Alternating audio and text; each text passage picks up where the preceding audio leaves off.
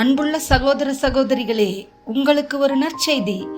நாம் வரவிருக்கும் 2025 ஆண்டு ஜனவரி 1 365 நாட்களுக்கும் 365 தலைப்புகளின் கீழ் வேத வசனங்களை வாசித்து பகிர இருக்கிறோம்.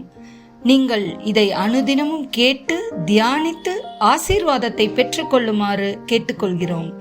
அது மட்டுமல்ல, இதை சப்ஸ்கிரைப் செய்து உங்கள் நண்பர்களிடமும் பகிர்ந்து கொள்ளுமாறு அன்புடன் கேட்டுக்கொள்கிறோம். நன்றி.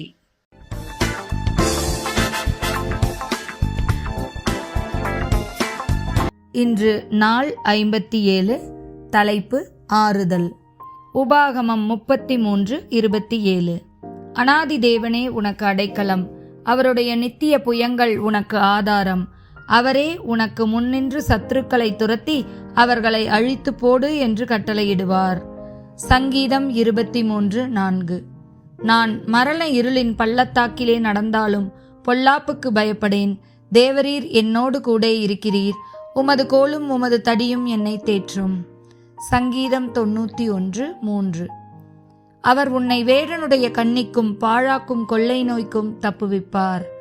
நீதிமொழிகள் 12:25. மனுஷனுடைய இருதயத்திலுள்ள கவலை அதை ஒடுக்கும், நல் வார்த்தையோ அதை மகிழ்ச்சியாக்கும்.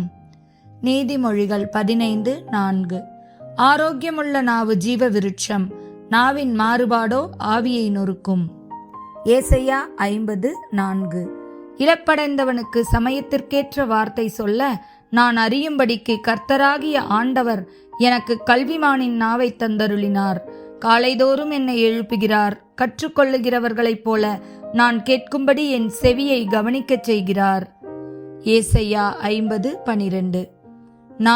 நானே உனக்கு ஆறுதல் செய்கிறவர்.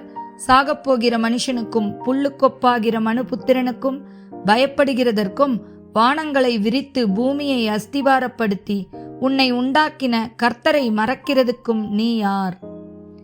ஏசாயா 66:12-13.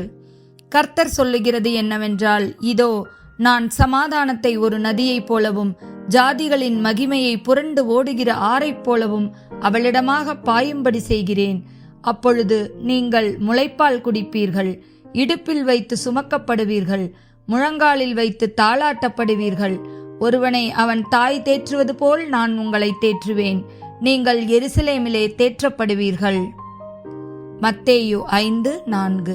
துயரப்படுகிறவர்கள் பாக்கியவான்கள், அவர்கள் ஆறுதல் அடைவார்கள். யோவான் 14:18.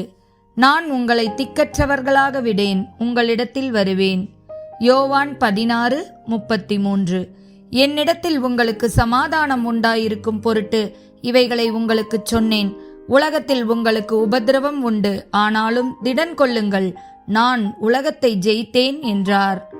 2 கொரிந்தியர் 1:3-4. நமது கர்த்தராகிய இயேசு கிறிஸ்துவின் பிதாவாகிய தேவனும் இரக்கங்களின் பிதாவும் சகலவிதமான ஆறுதல்களின் தேவனுமாயிருக்கிறவருக்கு ஸ்தோத்திரம். தேவனால் எங்களுக்கு அருளப்படுகிற ஆறுதலினாலே எந்த உபத்திரவத்திலாகிலும் அகப்படுகிறவர்களுக்கு நாங்கள் ஆறுதல் செய்ய திராணியுள்ளவர்களாகும்படி எங்களுக்கு வரும் சகல உபத்திரவங்களிலேயும் அவரே எங்களுக்கு ஆறுதல் செய்கிறவர். ஆமென்.